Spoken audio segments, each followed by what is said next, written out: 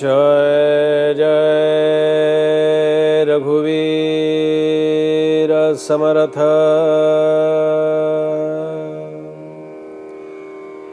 श्री राम जय राम जय जय राम। श्री राम जय राम जय जय राम। श्री राम जय राम जय जय राम।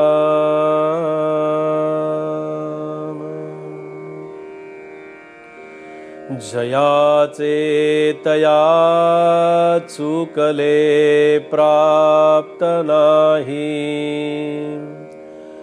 गुणे गोविले जाहले दुःख देही।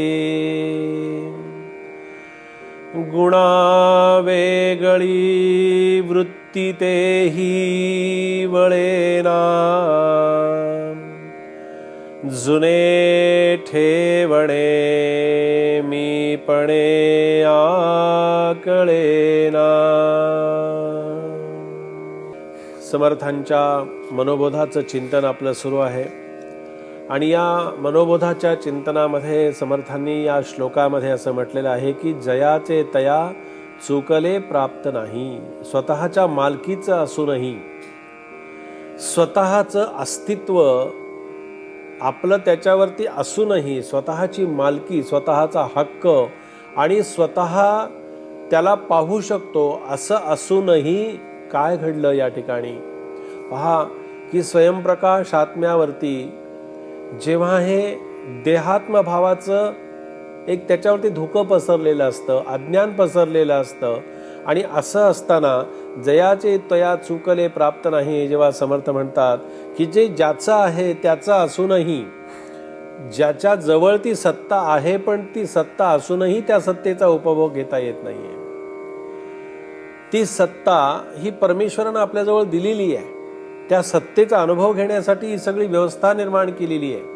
अध्यात्म आणि परमार्थ मार्ग हा त्याच्यासाठी निर्माण केलेला आहे आणि असं असताना गुणे गोविले जाहले दुःख देही, सत्व रज आणि तम अशा प्रकारच्या या गुणांच्या विळख्यामध्ये ते सापडलेलं तत्व आहे। वास्तविक पाहता सत्वगुण हा चांगला आहे, रजोगुण हा मध्यम आहे, तमोगुण हा कनिष्ठ आहे।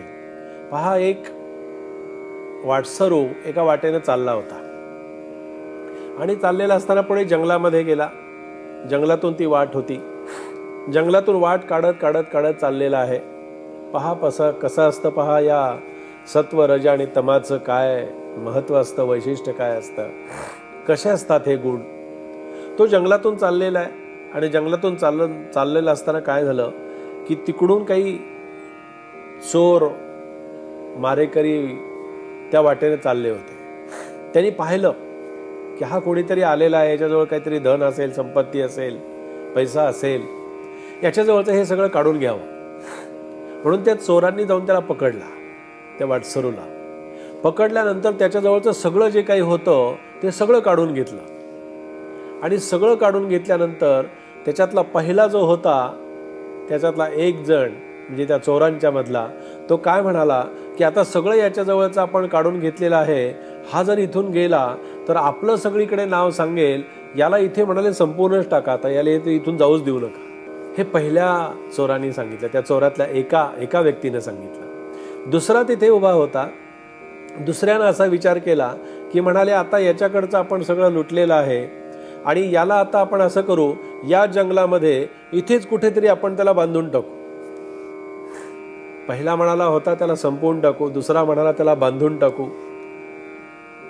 आणि तिसरा जो होता तो तिसरा असं म्हणाला की आता याच्याजवळचं जे काही होतं ते आपण लुटलेलं आहे, आपलं काम आता झालेलं आहे, आता आपल्याला आणखीन काही त्याच्याकडून काही घ्यायचं नाहीये, त्याला द्यायचं नाहीये। आता म्हणाले त्याच्यासाठी आपण त्याला कशाला उगीच आता त्याला जास्ती आणखीन त्रास द्यायचा, आपण असं करू, त्याला बरोबर आता आपल्या बरोबर त्याला घेऊ आणि त्याच्या घराचा आणि त्याच्या गावाची वाट जी आहे त्या वाटेला त्याला लावून देऊ, त्याच्या घराच्या वाटेने तो निघून जाईल। पहिला जो होता की जो म्हणत होता की त्याला आपण संपून टाकू, त्याला आता आपण जिवंत ठेवायचं नाही, हा तमोगुणी होता. दुसरा जो होता तो म्हणत होता की त्याला बांधून टाकू आपण आणि त्याला इथून जाऊ द्यायचं नाही, मग तो इथेच राहील, म्हणजे तो रजोगुणी होता. आणि तिसरा जो होता हा सत्वगुणी होता. तो असं म्हणत होता की त्याला आता आपण इथून बाहेर सोडून देऊ आणि घराच्या आणि गावाच्या वाटेच्या मार्गाने त्याला लावून देऊ. पहा, हे सत्व, रज आणि तम कशा प्रकारानं काम करत असतात.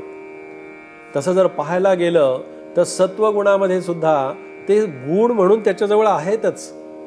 आणि ज्या ठिकाणी गुण आहेत त्या ठिकाणी परमेश्वराचं अस्तित्व पूर्णांशानं किंवा परिपूर्णतेनं आपल्याला पाहायला मिळत नाही. तो सत्वगुण असेल.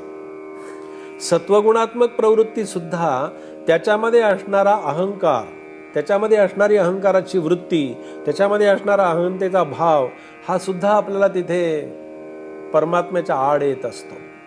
सत्वगुण चांगला आहे, सत्वगुण आवश्यक आहे, सत्वगुण वाढवला पाहिजे, पण शेवटी गुण म्हणून परमात्म्यापर्यंत जाण्यासाठी या कुठल्याही गुणांचा तिथे उपयोग होत नाही.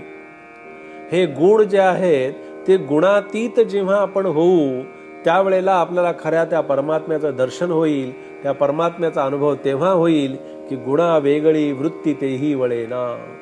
अशी अवस्था अंतःकरणामध्ये मनामध्ये निर्माण व्हावी, असा भाव मनामध्ये निर्माण व्हावा की मला या तिन्ही गुणांच्या पलीकडे जायचं आहे. मला कुठल्या गुणामध्ये अडकून पडायचं नाहीये, मला कुठल्या गुणांच्या उपाधीमध्ये अडकून पडायचं नाहीये. कारण का, उपाधी जी असते ना, ही उपाधी नेमकं काय करते हो? या उपाधीचा नेमका अध्यात्मामध्ये त्रास कोणता असतो? उपाधी देहे बुद्धी ते वाढविते. ही देहबुद्धी जी आहे, म्हणजे खऱ्या अर्थानं ही उपाधी आपल्याला परमात्म्याच्या जवळ जाऊ देत नाही. म्हणून उपाधीतून बाहेर पडणं हे आपल्या हातात जरी नसलं, आपल्या हातात नाही. वास्तविक पाहता उपाधीमध्ये आणखीन गुंतून राहण्याची वृत्ती माणसामध्ये फार वाढत चाललेली असते. कारण त्याला उपाधीशिवाय करमत नाही, उपाधीशिवाय राहवत नाही. पण समर्थांनी या आपल्या संपूर्ण जीवनामध्ये अनेक प्रकारची उपाधी त्यांनी सांभाळली, पण कुठल्याही उपाधीमध्ये समर्थ स्वतः गुंतून पडलेले नाहीत. कुठलीही उपाधी त्यांच्यापर्यंत त्यांना त्रासदायक ठरलेली नाही. आणि गुणा वेगळी वृत्ती तेही वळेना. या गुणांच्या पासून ती वृत्ती जी आहे, ती वृत्ती माझी त्या गुणांच्या मध्ये अडकून पडलेली आहे.